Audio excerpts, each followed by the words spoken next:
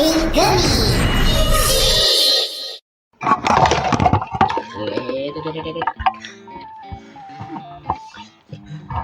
jatuh mic.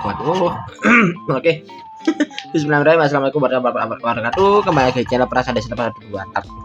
Ini mic udah mau jatuh aja anjir. Aduh. Gila habis libur lebaran bener-bener badan langsung tepar aduh.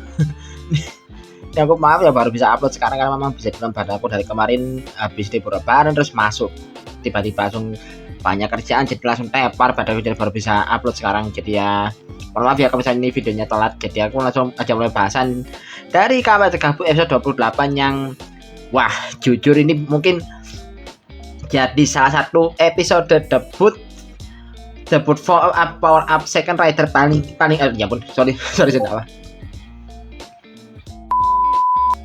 Debut power up dari second rider paling favorit sih karena memang wah gila. Aku nggak usah berkata-kata lagi karena memang ini episode benar-benar keren sih. Jadi ya langsung aku mulai dari bagian pertama di mana setelah Hanto sama Soma kabur dari Kenzosuga, ternyata ya mereka kaburnya ke toko Habibare. Jadi masih Soma bawa Hanto ke sana buat biar bisa nenangin diri. Terus juga sembari juga Soma ngabarin Sachika kalau Hanto itu kayak gimana kabarnya, kayak gimana keadaannya. Terus juga dia juga Sachika juga ngingetin ke Soma buat jangan lupa makan es karena kan dia memang badannya masih belum pulih kan kondisinya. Dan ternyata percakapannya juga mungkin kedengaran sama si Hanto karena ya juga Hanto kan tahu kan ada fakta soal Soma yang bisa dibilang lagi kena mentalnya lagi kena sakit mental dan juga hanya bisa makan es kan. James kemarin dikasih tahu sama Sachika soal itu. Jadi kayak dia ngelihat Soma itu kayak gimana ya, kayak ada rasa bersalah gitu dari tatapannya Hanto pas lihat Soma yang kondisinya lagi lemes sekarang itu.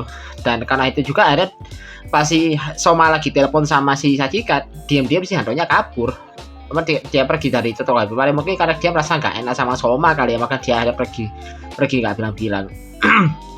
Dan selama si Hanto pergi itu dia benar-benar kayak orang lunang lantung nggak tahu arah loh.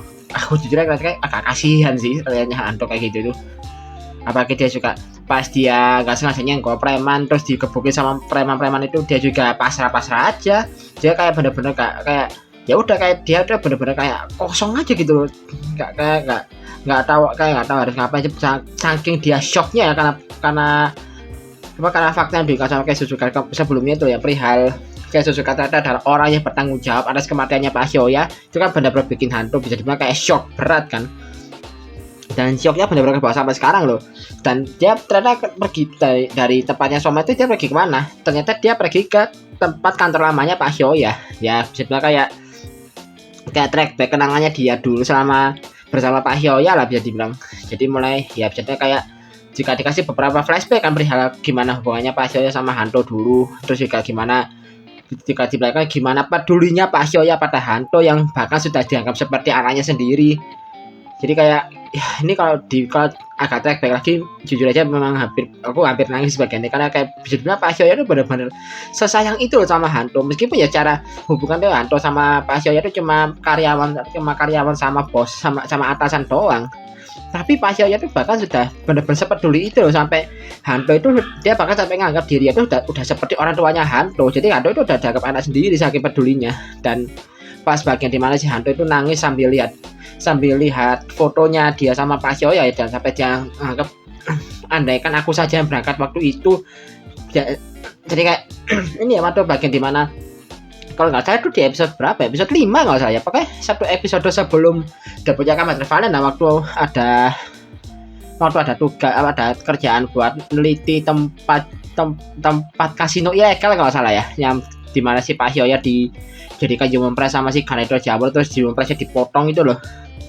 Itu kan aslinya kan yang harusnya berangkat si Hanto kan, cuma karena Hanto dapat berita soal kemunculan Granito, dia lebih memprioritaskan hal itu, dan akhirnya yang pergi buat nyelidikin tempat judi ilegalnya ya si Pak Hyoya, dan Pak Hyoya jadi korban kan. Nah di situ si Hanto nyesel kenapa kok nggak dia aja yang berangkat ke tempat ke sana waktu itu. Jadi biar dia jadi korban terus Pak Hyoya-nya nggak jadi mati gitu loh. Jadi kayak dia bener-bener nyesel banget sampai ke titik terendah saking depresi, sampai dia tuh bener-bener nyalain diri sendiri. Dan untungnya ya si Soma juga dari tadi nyari dia, berkat bantuannya Choco dan Kojiso kan dia berhasil menemukan hantu di tempat itu kan, dan lihat hantu yang lagi bisa kayak lagi kalut banget sampai dia jatuh-jatuhin kepalanya ke tembok saking depresinya dia. Ya si Soma kan refleks mau ngendikin si hantu kan, cuma ya si hantunya kayak bisa kayak sampai dorong si Soma, bahkan bilang sama buat ninggalin dia aja karena dia memang lagi benar-benar saking merasa bersalahnya gitu, bahkan sampai dia bilang soal ya kembali nyinggung lagi soal sikapnya dia ke Soma gitu, yang notabene dia tahu kalau perihal kematian ibunya hantu itu bukan salahnya Soma, tapi dia malah bersikap acuh ke Soma itu. Nah di situ dia benar-benar merasa kayak bersalah banget gitu, sampai aduh bingung aku jelasin gimana, karena aku jujur di bagian ini pas pertama kali nonton ya nangis loh aku bagian ini, karena gimana ya, kesedihan dan juga depresinya hantu itu bener-bener kayak kena banget loh ke aku pribadi. Jadi wow, ini bener-bener kalau dari segi acting nih, sama nama aktornya aku agak lupa nama aktornya hantu, kalau nggak salah aku pernah bahas di video aku update deh, jadi coba bisa cek sendiri, cuma aku agak lupa nama siapa, tapi aku salut sama aktornya sih, bener-bener bisa sampai sedalam itu loh perannya, sampai rasa depresinya dia, rasa bersalah dia itu benar-benar bisa nyampe gitu loh ke penonton, bahkan aku sendiri sampai nangis itu. Wah gila sih, merinding loh bagian ini, sampai bagian dimana si hantu sampai nangis kejar gitu. Aduh itu jujur aku kasihan sih sama si hantu ya, wajar, ini menurutku wajar banget sih. Bahkan kalau misalnya ada banyak penonton yang bilang kalau hantu ada second rider paling kasihan, ya aku setuju sih, karena bener-bener aduh ini ngenes banget loh hantu ini. Ini kalau misalnya mau tahu kenapa kok hantu itu bisa dianggap sebagai second rider paling kasihan ya, bisa cek di videonya Agan Reza sih. Bang Reza udah pernah kemarin buatin kok video penggambarannya kenapa kok hantu itu dianggap sebagai second rider paling kasihan tuh. Nanti aku cantumin linknya di deskripsi, sama nanti aku sering videonya yang mana di sini biar gampang nyarinya. Dan ini coba beralih sebentar ke si Sachika, yang ternyata Sachika tuh kok dia kayak ternyata dia itu nungguin Paman Dente itu juga ternyata dia sembari dekor ulang tempat tinggalnya Paman Dente. Jadi kayak Paman Dente kan sebelumnya kayak berantakan banget kan, nah ternyata sama Sachika ini dirapin lagi, dan bahkan wow ini kayak tatanan furniture jadi bener-bener rapi banget. Terus juga ini ada satu papan yang kayak tulisannya moto gaya hidup ya, yang ini bisa dibilang kayak pesannya bagus sih, karena ini ada tiga poin yang benar-benar bisa jadi pesannya bagus. Yang pertama ada kamarku adalah cerminan diriku, terus suatu saat akan dipakai sama dengan tidak akan dipakai. Yang ketiga itu yang baru saja kamu injak adalah kemalasanmu sendiri. Wah itu kayak bisa dibilang pesan moralnya bagus banget sih, kayak jadi pesan moral buat ya kalau tempat tinggalnya buat ngerapin tempat tinggal sendiri biar nggak kotor gitu loh. Ini bagus sih pesan moral. Juga ada moto merapikan ya, dimana ada 3 poin juga, yaitu membersihkan kamar sama dengan membersihkan hati, luas lantai adalah luasnya kebahagiaan, daripada keberanian memungut lebih baik keberanian untuk membuang. Wah itu kayak bisa, ini detail sekecil ini aja pesan moralnya banyak loh. Ini salut aku sama Kamadri Gabu. Dan ya sembari si Sachika rapin tempat tinggal Paman Dente, si Paman Dente juga tetap melanjutkan penelitian dia, tetap melanjutkan pekerjaan dia, yaitu merancang flash time satu lagi buat si hantu. Katanya sih itu buat kayak ini ya, buat rasa terima kasihnya dia ke hantu yang sudah bantu Soma selama ini, dan juga bentuk permintaan maafnya dia sebagai anggota keluarga Stomat ya. Ini juga menyentuh sih jadi bagian ini.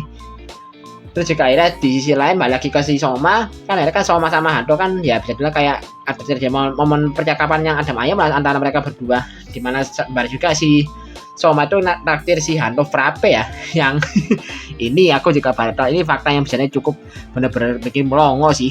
Ternyata kenapa ini cuma detail kecil aja, tapi katanya kalau nggak salah ini frappe yang dibeli sama si Soma ini mereknya dari merek Godiva ya, namanya Choco Elixir Milk Coklat ya katanya. Ya nggak tahu sih Godiva itu kalau di Malang ada atau enggak.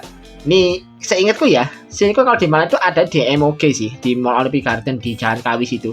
Ini nggak tahu ya, mungkin bagi yang orang Malang yang lebih tahu mungkin bisa komen, aku agak lupa soalnya. Tapi kalau mungkin mau dilihat harganya berapa, mungkin ini kan ini referensinya memang ini kan benar brand yang ada di dunia nyata, kayak yang brand frappe-nya sih yang dibeli sama Soma, harganya mehong. Katanya satu gelasnya saja loh cepet anjir 100.000 per gelas, gila sih. Aduh, bangkrut sih kalau misalnya aku beli kayak itu, bangkrut aku yang ada. Mahal anjir, per gelasnya mahal banget, gila. Jadi kayak ini Soma kayaknya duitnya banyak banget ya, bisa beli beli frappe semahal ini, bahkan 2 gelas loh dia beli, kan dia beli 2 kan, buat dia sendiri sama buat Hanto. Gila sih Soma. Ini detail kecil yang cukup bikin kaget juga sih, mahal banget anjir, gila kalau di real life harganya. Dan balik lagi ke percakapannya Hanto sama Soma ya, dimana di sini kan juga Soma bilang ke Hanto kalau semua hal yang selama ini terjadi itu bukan salahnya dia, Hanto itu cuma korban doang. Ya kenapa Soma bisa bilang kayak gini, karena dia tahu rasanya kayak gimana ya. Ini nyambung soal kayak perasaan bersalah dia sebelumnya ya, pas dia cerita soal nasib ibunya Hanto itu loh, yang dia kan juga di situ juga menyalahkan dirinya dia sendiri kan. Tapi gimana caranya si Soma itu mengatasi rasa bersalahnya itu, yaitu dengan cara dia tetap maju dan juga tetap bangkit dan terus melangkah maju. Itu yang dilakukan sama Soma, karena dia yakin dengan cara dia tetap bangkit dan terus melangkah maju ke depan, dia berharap kalau semua tindakannya dia itu bisa setidaknya bisa menebus semua kesalahannya dia di masa lalu. Jadi itu kayak daripada dia merenung, dia mending melangkah maju gitu loh maksudnya Soma. Dan itu juga akhirnya kata sampaikan ke si Hanto. Dan di titik ini akhirnya bisa dibilang Hanto sama Soma meskipun gak ada momen maaf-maafannya, tapi udah kelihatan banget di sini kalau ya hubungannya mereka itu udah mulai membaik lagi di sini. Terus juga banyak lagi beralih bentar ke sisinya kayak Josuke, di mana dia itu kan lagi meliti badannya dia yang bisa dibilang lagi nggak baik-baik aja pas dia berubah dari Kamadra Bank yang tangannya jadi keriput itu loh. Sembari dia juga ditemani salah satu Dark Soma juga di sana. Dia juga jelasin dikit lah perihal makhluk terkuat yang memang pengen dia buat, yang katanya tuh makhluk terkuat ini bisa dibilang adalah makhluk yang nggak bisa mati, punya umur panjang, dan juga punya kekuatan yang bisa dibilang melebihi makhluk yang ada sekarang. Jadi ya bisa dibilang penelitiannya si Keizo soal ini masih berlanjut. Dan sembari dia lagi meneliti itu, sama si Lakia dilabrak kan, karena kan sebelumnya kan si Lakia pas bantu si Sachika merapin tempat tinggal Mama Dede kan, dia juga langsung setelahnya kan dia langsung pergi ambil flash card dia, terus pergi ke tempatnya si paman Keizo kan, karena ya buat ngelabrak langsung aja maksudnya. Dan dia ada datang ke sana, dan singkatnya terjadi pertarungan di sini antara si Laki lawan Dark Soma, yaitu Flam lawan Peter Gabu. Sementara si Keizo nya dia kabur setelah bawa sebuah flash disk yang kalau flash itu isinya itu adalah data penelitiannya Keizo selama ini ya. Dia kabur dia kabur sembari si Peter Gabu itu bertarung sama si Kamadra Flam.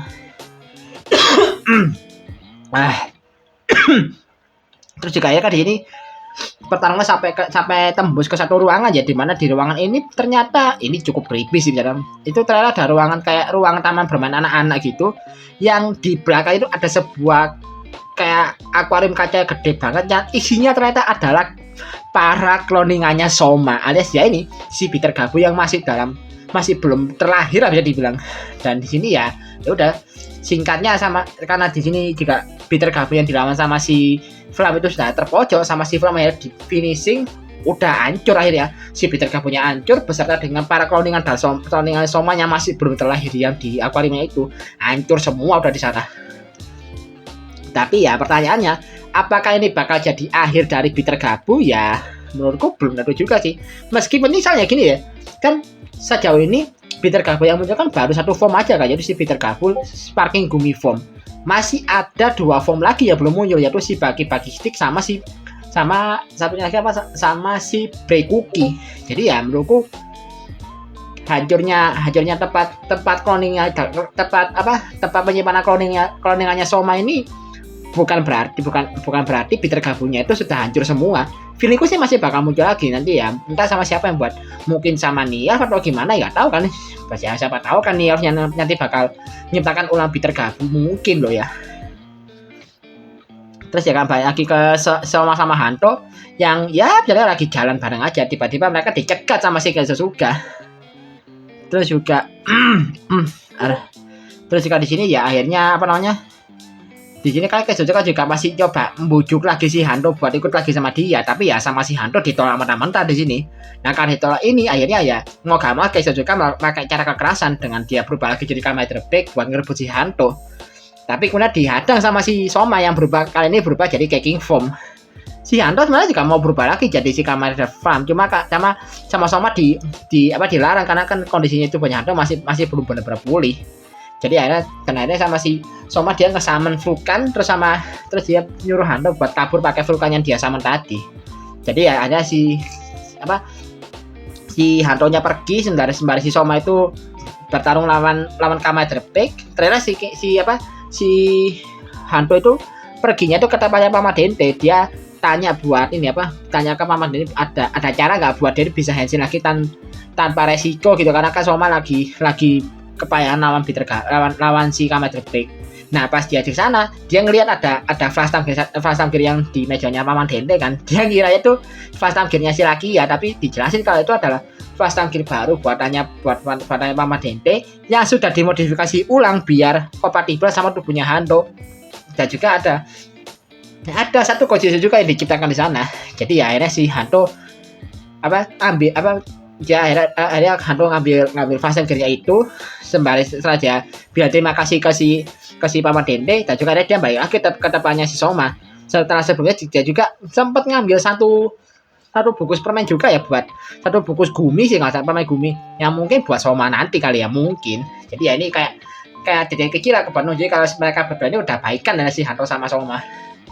Dan ya di sisi lain juga si Soma yang lagi bertarung sama si Kamen Rider Black ya jelas kebantai di sini, meskipun dia pakai King Form ya ternyata tetap kebantai sih. Nggak tahu sih scale-nya tuh perbandingan scale kekuatannya itu kayak gimana antara Black sama Gabukai King Form. Mungkin Gabukai King Formnya sedikit di bawahnya Black kali ya. Kalau misalnya Soma jadi Blizzard Sword ya mungkin sedikit di atasnya. Cuma ya karena si Soma ini mungkin pada itu dia punyanya cuma King Gojizo aja ya, dia pakai itu, makanya ada di sini ya udah kebantai si Soma di sini. Dan akhirnya si Hanto datang terus dia pakai flash time gear buatannya Mama Dente itu berubah. Gagal berubahnya karena ternyata Gojizo yang dibawa sama si yang dibawa sama si Hanto itu ternyata kosong isinya. Gojizo-nya kopong, ternyata nggak ada isinya. Kenapa kok bisa kopong kayak gitu? Karena ternyata di sini Mama Dente nggak bisa menduplikasi artificial Gojizo buatannya Nielf. Jadi dia kan nggak tahu nih gimana buatnya, ya dia cuma bisa buat biarnya aja, tapi Gojizo-nya nggak bisa dibuat. Agak kasian juga cara Mama Dente. Ternyata kemampuannya Mama Dente ada batasnya di sini. Tapi agak kasian tapi juga lucu gitu lihatnya. Jadi ya udah di sini karena Hanto nggak bisa berubah, dia memaksakan diri buat bertarung lawan Kamen Rider Black pakai wujud manusianya dia loh. Bener-bener kayak ini edan sih. Bener-bener kayak dia tuh bener-bener memaksakan buat bertarung pakai wujud manusia. Bahkan sampai ada satu titik di mana si Hanto itu maksa nyundul kepalanya si Black loh. Edan loh itu armor Kamen Rider ya disundul itu gak pecah ada kepalanya Hanto. Tapi ya jelas di sini ya, apalagi meskipun dibantu sama Soma ya yang juga akhirnya ikut bantu, yang juga dia baru aja unhenshin karena kalah kan. Dia juga kan ikut bantu si Hanto bertarung lawan Kamen Rider Black wujud manusia kan ya. Tapi di sini tetap lah nama juga wujud manusia lawan Kamen Rider ya jelas lah si Kamen Rider Black dominan di sini. Dan pas si Soma sama Hanto akhirnya benar-benar terpojok, tiba-tiba si gabungnya Soma bereaksi. Dan di sini akhirnya muncul Gojizo baru yang bisa dibilang jadi highlight utama di sini, yaitu si Frappage Gojizo. Yang ternyata memang Gojizo-nya itu bener ya, ini kayak dua Gojizo terpisah tapi nyatu jadi satu gitu loh. Kalau aku lihat ya. Nah, tapi kalau dari suaranya dan suaranya juga ternyata masing-masing Gojizo punya suara sendiri-sendiri ya. Antara yang versi yang gelasnya sama yang cream frappe-nya. Tapi ternyata kalau aku cek lagi fungsi suaranya sama aja ya kalau nggak salah. Aku tuh lupa sih ngisi suaranya siapa. Aku jujur agak lupa sih nama ngisi suara siapa. Tapi kalau nggak salah dia pernah ngisi suara di JoJo Part 4 ya. Sama ini.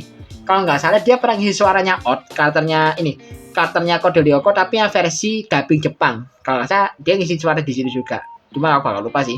Ya tapi ya udah itu cuma intermezzo dikit aja, dan singkatnya ya udah. Akhirnya di sini Gojizo-nya dikasih ke si Hanto. Dan di sini ada muncul Kamen Rider Valen Frappe Custom yang memang bisa dibilang dari segi sequence, Henshin soundnya itu keren banget sih. Bener-bener wah, ini salah satu yang bisa paling gagal. Makanya aku bilang di awal video tadi kalau ini adalah debut power up second rider paling favorit terbaik di sejauh ini menurutku versiku sendiri ya. Bahkan ini lebih ngena loh menurutku, enggak terbaik ya, menurutku ini bahkan lebih ngena dibandingkan debutnya Blade Statikami Jojo Senki loh. Padahal itu menurutku udah bagus banget bisa developernya. Ini lebih di atasnya lagi dan sih emang. Dan ini perihal Gojizo-nya kok baru keluar sekarang. Feelingku sih ya, Gojizo sebenarnya udah tercipta sejak pas si Soma makan Frappe. Cuma mungkin Gojizo-nya nyangkut ya kayak biasa. Karena kalau Soma lagi gak sehat kan ya, Gojizo-nya mungkin nyangkut kan, mungkin kayak gitu.